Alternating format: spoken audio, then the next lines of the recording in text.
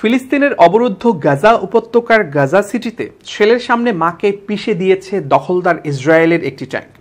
গত বৃহস্পতিবার ভয়াবহ এই ঘটনা ঘটে বলে জানিয়েছে মানবাধিকার পর্যবেক্ষণ সংস্থা ইউরোমেড। সংস্থাটি বলেছে ৬৫ বছর বয়সী বৃদ্ধা সাফিয়া হাসান মুসা আল জামালের বাড়িতে ইসরায়েলি সেনারা হামলা চালায়, এতে তিনি আহত হন।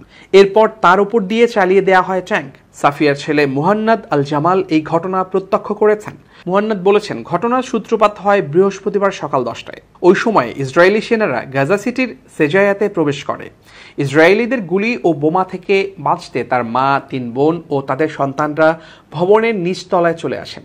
এরপর সন্ধ্যার পর ইসরায়েলি সেনারা তাদের বাড়িতে প্রবেশ করে। বাড়িতে ঢুকেই ব্যাপক গোলাগুলি শুরু করে তারা। এছাড়া বোমাও নিক্ষেপ করে। এতে মুহান্নাদ এবং তার মা আহত হন। মুহান্নাদের বোন আরেজি মানবাধিকার এই সংস্থাটি জানিয়েছে, তাদের মাকে প্রথমে প্রাথমিক চিকিৎসা দেন এক নারী সেনা।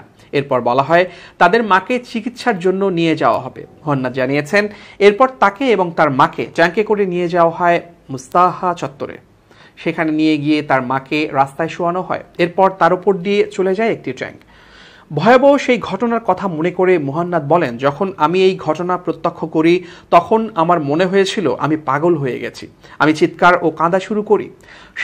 তখন গোলাগুলি শুরু হলে আমি পালিয়ে যাই।